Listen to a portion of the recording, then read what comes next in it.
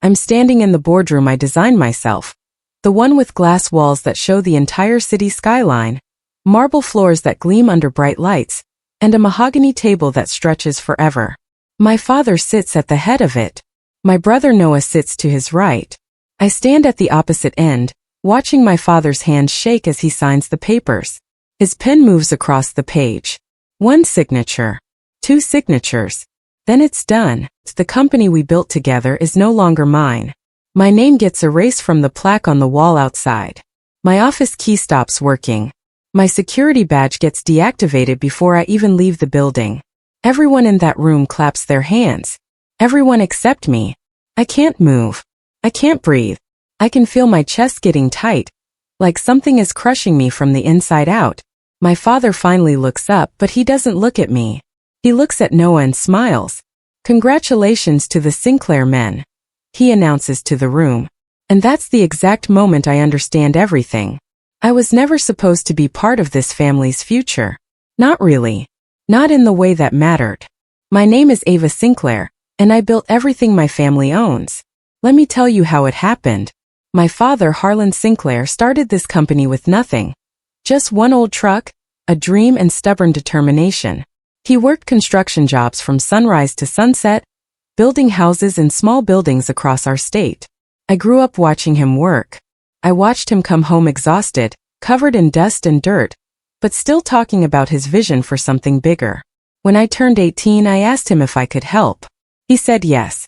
That single word changed my entire life. For the next 12 years, I lived and breathed that company. I started doing office work, managing schedules, handling paperwork, organizing files. Slowly, I moved into bigger jobs. I learned how to talk to clients. I learned how to manage projects. I learned how to read financial statements and understand profit margins. By the time I turned 30, our company had grown into something nobody expected. We went from a local business that people barely knew about to a national powerhouse. We were worth $600 million. $600 million. That number still amazes me when I say it out loud. I did that. We did that together. Or at least I thought we did. My brother Noah was always different from me. He was the golden boy, the favorite even when we were kids. He had charm that seemed to work like magic. He'd walk into a room and people would smile at him immediately. He didn't have to work for anything because everything just seemed to come easy to him. My father loved watching Noah charm investors and business partners. He'd show up late to important meetings, make jokes, tell stories, and somehow everyone would forgive him for being late because he was so entertaining. Then he'd disappear. He'd leave early or skip afternoon meetings entirely. But Dad would smile anyway and say that Noah had natural charisma. Meanwhile, I was the one handling everything else. I managed the payroll. I handled every difficult client. I organized logistics. I fixed problems when they showed up. I worked weekends and holidays. But Noah? He showed up for the photographs. He stood next to important people when cameras were around. He gave short speeches at company events. Everyone saw Noah in the newspaper and on company websites. But nobody saw the person working in the office until midnight, making sure everything was correct. That person was me. When I was 26 years old, I secured the biggest deal in our company's history. It was a $40 million urban development project, the kind of contract that companies dream about getting. I spent 6 months preparing for that meeting. I studied every detail. I practiced my presentation 100 times. I knew every number, every timeline, every possible question they might ask. I walked into that conference room alone. My brother wasn't even there. I didn't need him. I won the contract all by myself. When I told my father about it that evening, I expected him to be proud. I expected him to celebrate with me. Instead, he waited until the next morning. At a company meeting in front of everyone, he praised Noah for demonstrating strong leadership. Noah wasn't even at the meeting. My father was giving him credit for my work. I felt my face get hot. I felt angry in a way I'd never felt before. Later that day, I asked my father why he did that. I asked him why he gave Noah credit for something I did.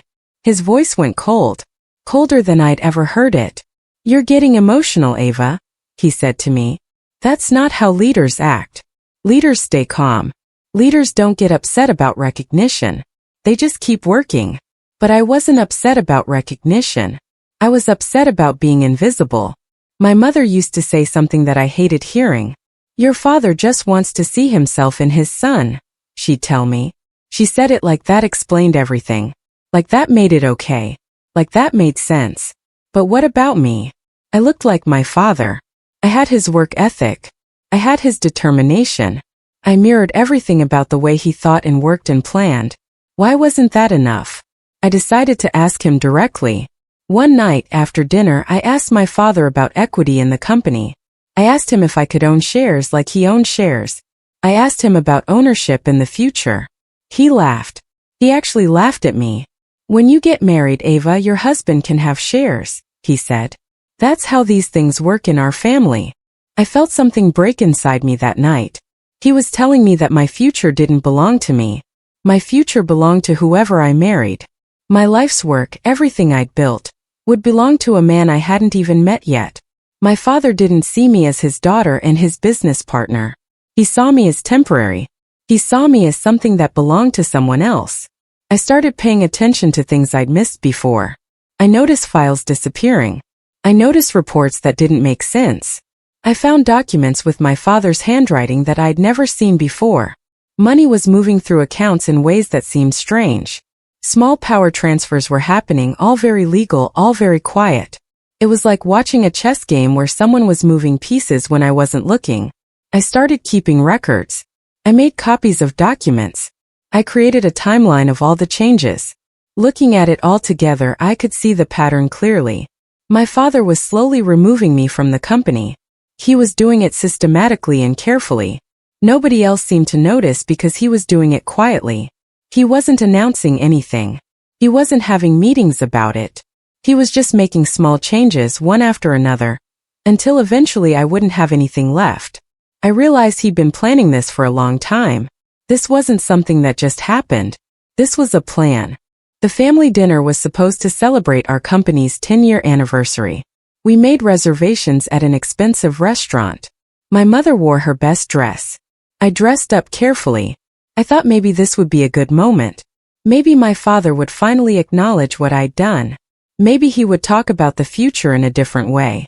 Instead, my father stood up to make a toast. Everyone raised their glasses. He said words about leadership and vision and family business. Then he toasted Noah. He talked about Noah stepping up as a true leader. He talked about Noah's bright future and his natural talent for business. My champagne felt cold against my lips. Tasted like metal. I watched my father's face as he spoke. He looked proud. He looked happy. He looked at Noah the way I'd always wanted him to look at me. I couldn't stay silent. I had to say something. I stood up and asked him why he was giving credit to Noah when I was the one actually running the company. The whole table got quiet. My father's face changed. He slammed his glass down so hard I thought it might break. "You're ungrateful, Ava," he said, his voice sharp and cold. "Everything you have is because of this family. Everything. You owe us your loyalty and your silence, not your complaints." A week later, I got a calendar notification for a budget review meeting. I thought it was routine. I walked into the conference room ready to talk about quarterly numbers and project costs. What I found was an ambush. The room was full of lawyers. There were accountants. There were advisors, all men I'd never seen before. Noah was already sitting in my chair. That's when I understood. This wasn't a budget review. This was an execution. My father's voice was clinical and distant, like he was reading from a script. "We're restructuring," he said simply. He didn't look at me while he said it. He didn't apologize. He didn't explain. He just said the words. The lawyers slid papers across the table toward me. I didn't read them carefully. I couldn't focus enough to read anything. I just sat there frozen while they explained that my role was being eliminated. My responsibilities were being transferred to Noah. My access to company resources was being revoked. My office was being reassigned. Everything was happening very fast and very official. By nightfall, I was locked out of everything. My company phone stopped working. My laptop wouldn't turn on when I tried to use it at home. My security pass had been deactivated. The company driver who used to take me home refused to pick me up. I had to call a taxi. I sat in the back of that taxi in complete silence, watching the city pass by. The building where I'd spent 12 years of my life, the building I'd helped design, got smaller and smaller as we drove away. I felt numb. I felt empty. I felt like I'd been erased. When I got home to my apartment, I realized something worse. My father owned the lease. I called the building manager to ask about it, and he confirmed it. The apartment, the furniture, everything, it all belonged to the Sinclair family. It all belonged to my father. I was sitting in a place that wasn't mine, in a city where I no longer had a job, with no money of my own and no way forward. I sat on my couch in the darkness, shaking. I didn't cry. I was too shocked to cry. I was too angry to cry. I just sat there, wondering how I'd gone from building a $600 million company to having nothing at all. Rock bottom feels different than you expect it to. I always thought rock bottom would be dramatic. I thought it would be loud and obvious. Instead, it's quiet. It's the morning after everything falls apart. It's waking up and realizing that nothing is yours anymore. The next morning came and I got a letter from a courier. It was official paperwork. Termination with cause. My father had fired me from the company, and he was also evicting me from the apartment. The letter listed reasons. It said I was guilty of financial mismanagement. It said I'd mishandled company resources. None of it was true. Every accusation was a lie. But that didn't matter anymore. The paperwork was official. The decision was made. I read the letter 3 times and then I started laughing. I laughed so hard that I couldn't breathe. I laughed until tears came out, because I understood exactly what was happening. My father and my brother had created this story to justify what they were doing. They had written their own narrative. They had decided I was the villain in this story, and now everyone would believe them.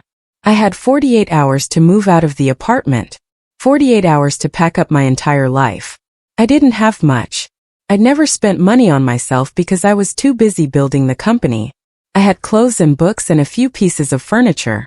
I filled boxes with my things and called a moving company. I found a small 1-bedroom apartment on the other side of the city. It was nothing like the place I'd lived before. The walls were thin. The neighborhood was noisy. The apartment was barely big enough for a bed and a desk. But it was mine. Nobody could take it away from me because I was paying for it myself.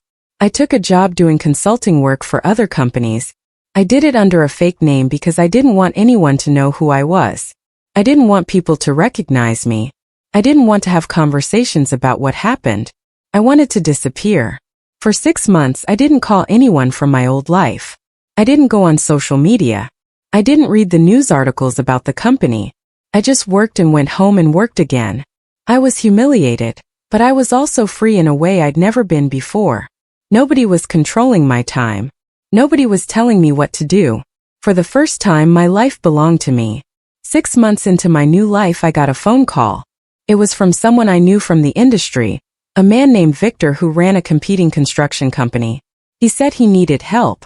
His company was expanding into new markets, but he didn't have anyone with the expertise to handle it properly. He said he'd heard that I was available. He wanted to hire me as a consultant. I said yes immediately. Victor was careful about one thing though. He didn't want anyone to know that I was working for him. He didn't want my family to find out. He didn't want any connection between us to be public.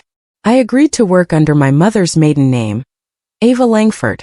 To the rest of the world, I was a new consultant that nobody had heard of before. Nobody connected me to the Sinclair company. Nobody knew who I really was. I could finally work the way I wanted to work, without anyone watching me or judging me or taking credit for what I did. For the first time since my father fired me, I felt something like hope. The work with Victor was incredible.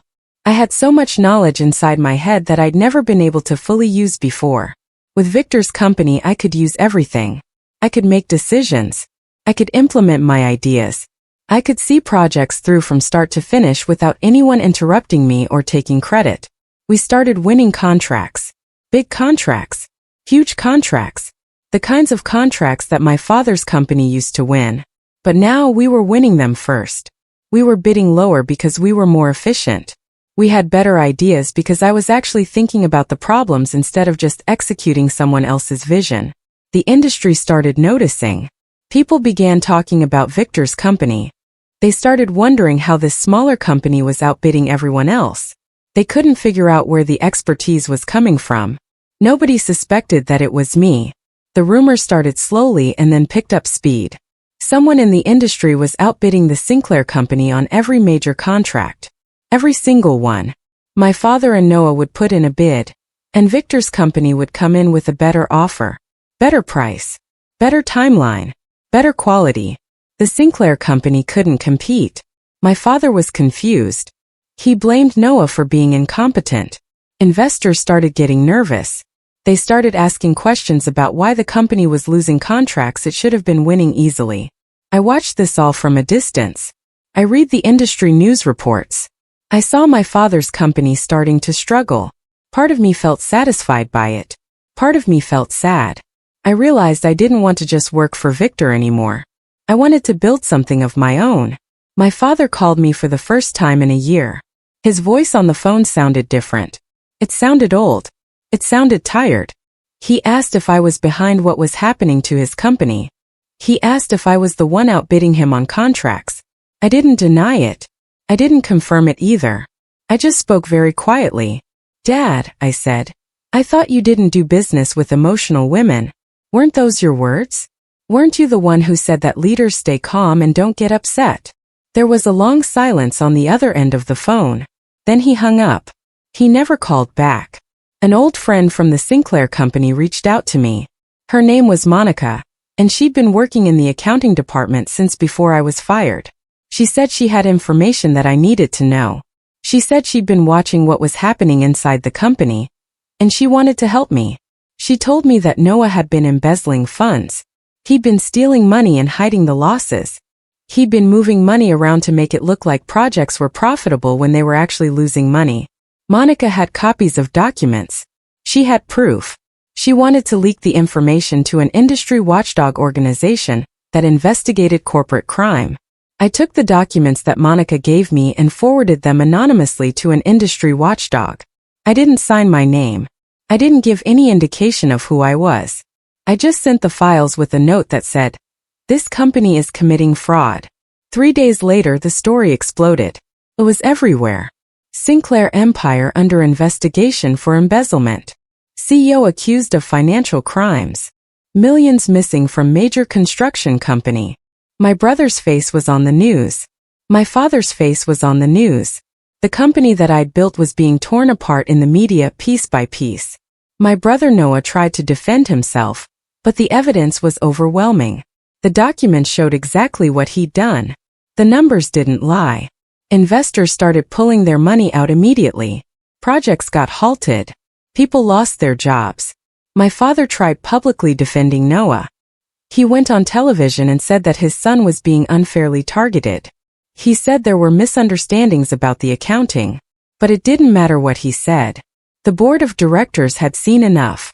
They removed my father as chairman. They suspended Noah pending an investigation. The empire that my father had handed to my brother was collapsing. The industry watchdog reached out to me. They said they knew who'd sent them the documents. They said they knew it was me. They asked me if I wanted to tell my side of the story. They said they wanted to do a feature about what really happened. I thought about it for 1 week. Then I agreed, but with one condition. I wanted them to use my real name. I wanted the world to know that it was Ava Sinclair who'd done this. I wanted my name back. The story ran on the front page of the business section. Ava Sinclair speaks out. The daughter who built the empire. I told them everything. I told them about the work I'd done. I told them about how my father had pushed me out. I told them about how my brother had stolen from the company. I told them the truth. My father wanted to meet with me. He was older now. He looked tired. His hands shook when he reached for his coffee. He looked like a man who'd lost everything because he had. He asked me to come back to the company. He said we could rebuild together. He said he was sorry. He said he'd made mistakes. I looked out the window of that coffee shop at the city skyline. The same skyline I could see from that boardroom where my life fell apart. I didn't say yes. I didn't say no. I just listened while he talked about regret and family and second chances. And then I left. I decided to build my own company. I called it Langford & Company, using my mother's maiden name. I took the contacts I'd made working with Victor, and I started bidding on my own contracts. I won them. I hired a team of people who actually respected me. I created a company culture where hard work was rewarded and credit was given where credit was due. My company grew quickly. It was smaller than the Sinclair empire, but it was strong. It was solid. It was mine. Then I did something bold. I announced that Langford and Company was acquiring the largest subsidiary of the Sinclair Company. The company was struggling so much that my father was forced to sell it just to keep the rest of the business alive. The media called it poetic justice. The daughter who was pushed out had come back and bought a piece of the empire. My brother Noah disappeared after that. He didn't go to work. He didn't answer his phone. He just vanished from public life. My father gave a tearful interview to a business magazine. He talked about family tensions and misunderstandings. He said he was stepping back from the business world to focus on his personal life. But everyone knew the truth. Everyone had read the stories. Everyone understood that the daughter he'd erased had come back and built something stronger than what he'd left her. 6 months after acquiring the subsidiary, I received a letter in the mail. It was handwritten. My father's handwriting, shakier than I remembered. The letter said, "I see you now, Ava. I wish I had sooner." I read it once. I read it twice. I cried, not because I was happy but because I was sad. I was sad for the father I'd had when I was young. I was sad for the relationship we'd lost. I was sad that it had taken all of this for him to actually see me. Then I folded the letter carefully and put it in a box. And I moved on. 1 year later, I walked into a boardroom that looked just like the one where my life fell apart. Glass walls. Marble floors. City skyline stretching out forever. But this time my name was on every wall. My name was on the door. My name was on every contract. My staff applauded as I signed the final documents, making me the sole owner of Langford Enterprises. I looked around the room at the faces of people who believed in me. People who respected me. People who valued my work. Someone asked me in an interview after the signing what I'd say to my father now. I smiled into the camera and gave an answer I'd been thinking about for a long time. "I'd thank him," I said. "Because sometimes you have to lose everything, even love, to find yourself. Sometimes you have to be pushed down to learn how to stand up stronger." The skyline was still the same. The city was still the same. But I was different. I wasn't the daughter anymore.